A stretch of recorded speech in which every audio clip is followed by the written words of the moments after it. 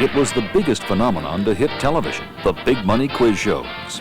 What picture won the Academy Award for 1955? I knew that the answer was Marty, but he wanted me to miss that question. No one knew they were rigged.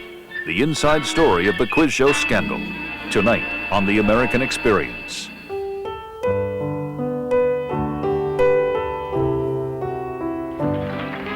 Lines stretched around the studio as the ratings skyrocketed.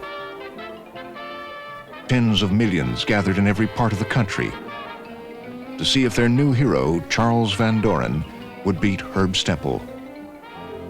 Week after week, the drama and tension grew as Enright wrote the final act. No one seemed to question what they saw. In the 1950s, seeing was believing.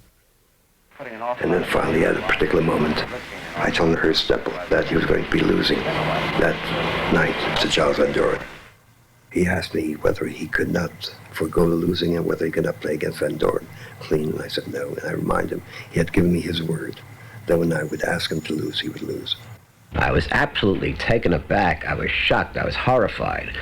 All this celebrity business had gone to my head, and I didn't want to lose. I felt that I wanted to play this game honestly, if necessary, to try to stay on. I was willing to take my chances.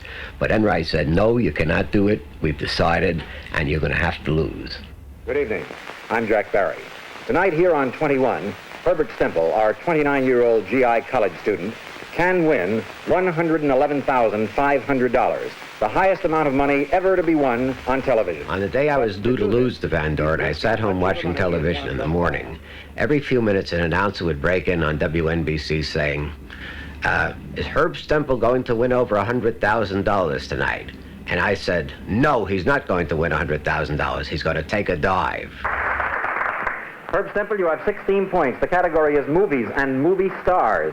What motion picture won the Academy Award for 1955? I knew that the answer was Marty, but Dan-Enright specifically wanted me to miss that question. This hurt me very deeply because this was one of my favorite pictures of all times, and I could never forget this. A few seconds before that, as I was trying to come up with the answer, I could have changed my mind. I could have said the answer is Marty instead of On the Waterfront. I would have won. There would have been no Charles Van-Doren, no famous celebrity. Charles Van-Doren would have gone back to teaching college, and my whole life would have been changed. On the waterfront? No, I'm sorry, the answer is Marty. Marty's. If either of you want to stop the game, you must tell me so right now. I'll stop. Then you win $20,000. Congratulations. The night Charles Van-Doren beat Herb-Stempel, about 15 million viewers applauded Van-Doren's triumph. As the nation's new hero, Charlie made the cover of Time, a distinction never bestowed on his illustrious father or uncle. Admiring students at Columbia University, where he taught English, put up signs directing visitors to the smartest man in the world. He received thousands of letters a week, including hundreds of marriage proposals. Charlie, incidentally, I've had a lot of questions about you, about whether or not you're married or single. I'm single. You are, eh? Are you in the market, so to speak? Well, I don't know if you'd put it so commercially. I'm in the market, yes. He signed a $50,000 a year contract to become a host on the Today Show and gave personal interviews to some 500 reporters. As book, lecture, and movie offers were waved in Van-Doren's face, a resentful Herb-Stempel would never forget how he had faded into the shadow of Van-Doren's celebrity. That evening, as had been rehearsed, I took my dive and left the program. As I walked backstage, two technicians were talking, and one said to the other one, at least we finally have a clean-cut intellectual on this program, not a freak with a sponge memory. I was appalled. I was hurt, as if somebody had taken a knife and shoved it right into me. There was always a fear. There was always a fear lurking that somehow the story would be exposed, that we would be revealed. And that kept gnawing at us. But after a while, you rationalize that by thinking to yourself, what contestant would reveal that he played a part in the rigging? And certainly we would not reveal that. We never took into account that contestant might reveal his role in rigging because he might be subjected to such trauma and such hurt that it would overcome whatever reluctance he had to tell the truth.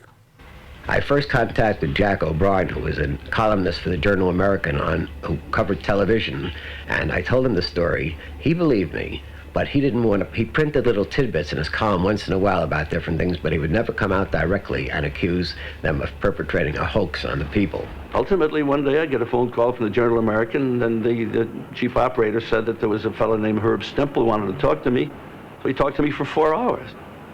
At first I thought it might be a crank, I thought it might be a phony, but everything hung together in his story. 1 month after the hearings began, Charles-Van-Doren emerged from hiding to appear before a congressional committee. Up until that moment, Van-Doren had been unable to admit the truth to anyone, not to his lawyer, not even to his family. I said to the committee this morning that I was kind of like a child who refuses to admit a fact in the hope that it'll go away. I got panic-stricken. I've been afraid for a long time. I've been living in a kind of dread for 3 years. They've not been a happy 3 years. But I became almost panic-stricken then. And I didn't act very well in the next week. And so I just ran away. And my wife and I went up into New England, and I drove aimlessly around from town to town, trying to reach some kind of peace with myself, trying to come to some conclusion. I was so deeply involved with my family and my friends. I loved them so much. I could not bear to betray the faith that people had in me. My father had been saying to me, tell the truth. He didn't know what it was. I don't think he really cared what it was. It was just something that he knew was the right thing to do. I made a very, very big mistake. And I learned about making mistakes. I learned what you have to do when you make a mistake. I've also learned a lot about life and about human nature, about a man's responsibility. Eventually, an anguished Charles-Van-Doren, one producer, and 17 other contestants were formally charged, arrested, and convicted of lying under oath to the New York grand jury. All pleaded guilty. All received suspended sentences. None served time in jail. The district attorney estimated that at least 100 others who testified with Van-Doren, 2/3 of all those who faced the grand jury, had perjured themselves. The television quiz show scandal had wide-ranging consequences. Quiz producers were unofficially blacklisted for years and forced out of television. Many contestants, in disgrace, hid from their past. Networks took control of programs away from the sponsors. And federal regulations were enacted against broadcast fraud. The scandal left us feeling betrayed. Television had entered tens of millions of homes and lives in an era filled with trust. And the violation of that trust changed our view of a new medium in an age we still like to think of as innocent.